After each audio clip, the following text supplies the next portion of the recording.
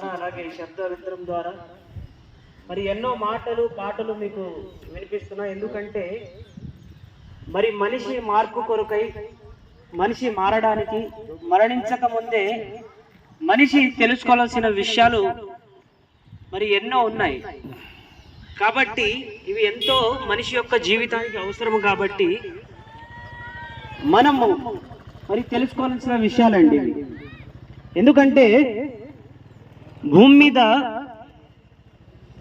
మరి ఎన్నో రాజ్యాలు భూమిని మరి పరిపాలించాయి. ప్రపంచ చరిత్ర చూస్తే ఎన్నో గొప్ప రాజ్యాలు వచ్చాయి, రాజులు వచ్చారు, సామ్రాజ్యాలు నిర్మించారు. తమ శాశ్వతంగా తమ పేరు నిలుస్తుందని అనుకున్నారు. కానీ రోజు అవన్నీ చరిత్ర పుస్తకాల్లో మాత్రమే నిలిచిపోయాయండి. ఉదాహరణకు మరి ఐగుప్తు మహారాజు ఫరోల రాజ్యం వచ్చింది, మరి బబులోను రాజ్యం వచ్చింది, మాదియ పారసిక మహాసామ్రాజ్యం వచ్చింది, గ్రీకు సామ్రాజ్యం వచ్చింది, రోమా సామ్రాజ్యం. మరి ఇలాగా మన చరిత్ర చూసుకుంటే ఎన్నో రాజ్యాలు భూమి మీద మరి ఉద్భవించాయి. ఏవి శాశ్వతంగా నిలవలేదండి. ఎంతో మంది గొప్ప రాజులు వచ్చారు. మరి అలెగ్జాండర్ అనే రాజు మరి ప్రపంచాన్ని పరిపాలించేవాడని మనం విన్నాం. మరి ఎవరైనా శాశ్వతంగా ఉన్నారా అంటే ఎవరు నిలవలేకపోయారు. మరి అలాగే ఈరోజు కూడా మనకంటే ముందు పుట్టిన వారు, మన తండ్రులు, మన తాతలు, ముత్తాతలు, మనకంటే ముందు వారు కూడా వీరు కూడా నిలిచారంటే లేదండి. అంటే మనుషులు నిలవడం లేదు, రాజ్యాలు నిలవడం లేదు. మరి ఏది శాశ్వతం మనిషి కంటే? మరి దేవుడు అంటున్నాడు, మరి మనిషిలో ఉన్న ఆత్మ అది నిరంతరం అంటున్నాడు, దానికి అంతం లేదని మరి బైబిల్ చెప్తుంది. ఎందుకంటే ప్రతి మనిషి కూడా భూమి మీద ఒక యాత్రికుడు వంటి వాడు, భూమి మీద ఒక యాత్రికుడు వంటి వాడు, పరదేశిగా భూమి మీదకి వచ్చాడని బైబిల్ సెలవిస్తుంది. ఒక ఉద్యోగి మరి ఎక్కడికైనా వేరే ట్రాన్స్ఫర్ మీద ఏమన్నా ఊరికి వెళ్తే మరలా తిరిగి తన స్వదేశానికి మరలా చేరుకోవాలనుకుంటాడు. అలాగే విదేశాలకు వెళ్ళిన వారు కూడా మరి ఏదన్నా ఒక పని మీద వెళ్తే అక్కడే ఉండిపోరు, మరలా తిరిగి రావాలని అనుకుంటారు. మరి అదే విధంగా మనుషులు కూడా భూమి మీద దేవుని నుండి మరి భూమి మీదకి వచ్చి మరి ఇదే శాశ్వతం అనుకుంటూ, ఇదే శాశ్వతమైన ఒక జీవితం అనుకుంటూ భూమి మీద జీవిస్తున్నారు. మరి బైబిల్ ఏమంటుందంటే మరి భూమి మీద పరదేశులుగా, యాత్రికులుగా మనం ఉన్నామని బైబిల్ సెలవిస్తుంది. కాబట్టి అశాశ్వతమైన లోకము కొరకు మరి భూమి మీద ఎంతో గొప్పవారైన వారు కూడా నిలవలేకపోయారు. అలాంటి మరి భూమి మీద మనం శాశ్వతంగా ఉంటామన్నది మరి అది అమాయకత్వం అంటాం. కాబట్టి భూమి మీద మనము బ్రతికేప్పుడే నిజాన్ని మనం గ్రహించాలి. మరి ఏంటి ఆ నిజం అంటే భూమి మీద ప్రతి ఒక్కరికి మరణం సంభవించేదని, మరణం అనేది సంభవిస్తుందన్నది ఆ నిజం. మరి ఆ మరణం నుండి మరణమంత వరకే జీవితం అనుకోవడము మనిషి యొక్క అనాలోచన.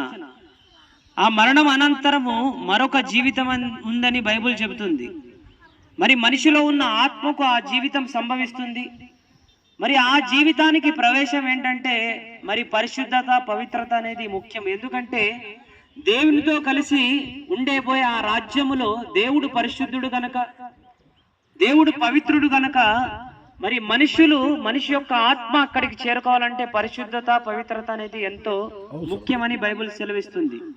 మరి మనిషి పుట్టినప్పటి నుండి మరి పెరిగే క్రమంలో మరి అబద్ధాల ద్వారా, మోసం ద్వారా, మరి దొంగతనాల ద్వారా, వ్యభిచారం ద్వారా ఇలాగా అనేక మరి పాపాలతో మనిషి జీవిస్తున్నాడు.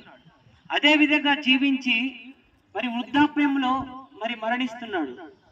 మరి మరణించిన తర్వాత తను చేసిన క్రియలను బట్టి ఆ పరలోక రాజ్యాన్ని దేవుని యొద్దకు ప్రవేశింపలేకపోతున్నాడు. అందుకే ఎన్నో రాజ్యాలు వచ్చినా అవి నిలవలేకపోయాయి. కానీ మరి యేసుక్రీస్తు వారు 2026 సంవత్సరాల క్రితము మరి తానే సృష్టికర్త అయిన దేవుడే మరి భూమి మీద ఒక మానవుడిగా జన్మించి, మనిషిగా జన్మించి మరి దేవుని యొక్క రాజ్యాన్ని భూమి మీద స్థాపించాడు. మరి ఆ రాజ్యానికి మరి కోటలు లేవు, మరి సైన్యం లేదు, కానీ మరి దేవుని యొక్క రాజ్యాన్ని స్వతంత్రించుకునే మార్గాన్ని స్థాపించాడు. మరి ఎవరైనా ఆయన రాజ్యంలో ఉండాలంటే మరి పవిత్రుల వలె యేసుక్రీస్తు వారిని అంగీకరించాలి.